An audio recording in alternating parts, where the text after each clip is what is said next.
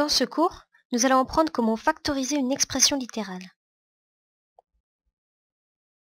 Factoriser une somme ou une différence, c'est la transformer en produit.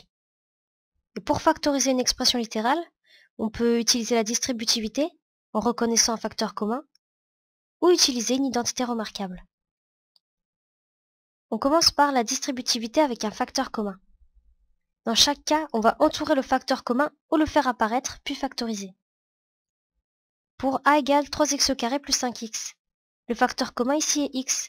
3x au carré plus 5x est donc égal à 3x fois x plus 5 fois x. C'est donc égal à x facteur de 3x plus 5. Maintenant, b égale 7a plus 7b. Le facteur commun ici est 7. 7a plus 7b, c'est égal à 7 fois a plus 7 fois b.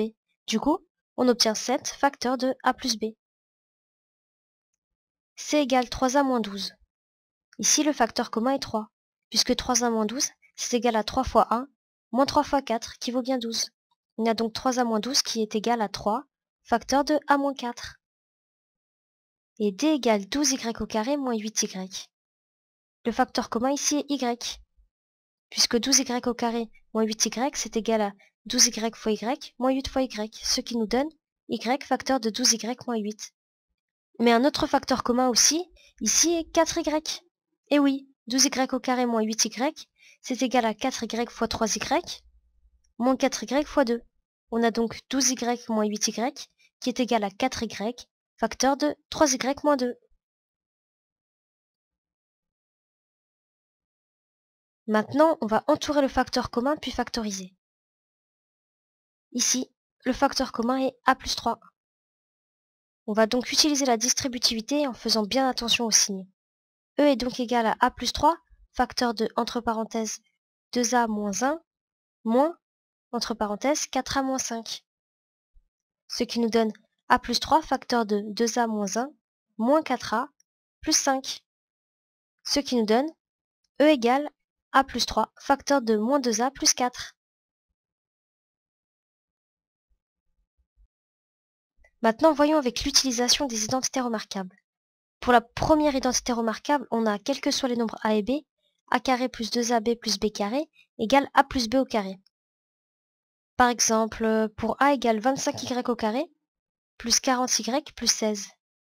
On a a qui est égal à, entre parenthèses, 5y au carré, qui nous donne bien 25y carré, plus 40y plus 4 au carré, qui nous donne bien 16. On reconnaît donc l'identité remarquable a carré plus 2ab plus b carré, avec ici a qui vaut 5y et b qui vaut 4. Et on vérifie 2ab qui vaudrait ici 2 fois 5y fois 4, ce qui nous donne bien 40y. On factorise donc, a est égal à, entre parenthèses, 5y plus 4 au carré. Maintenant la deuxième identité remarquable. On sait que quels que soient les nombres a et b, a carré moins 2ab plus b carré est égal à a moins b au carré. Par exemple, pour b égale 9y au carré, moins 30y plus 25.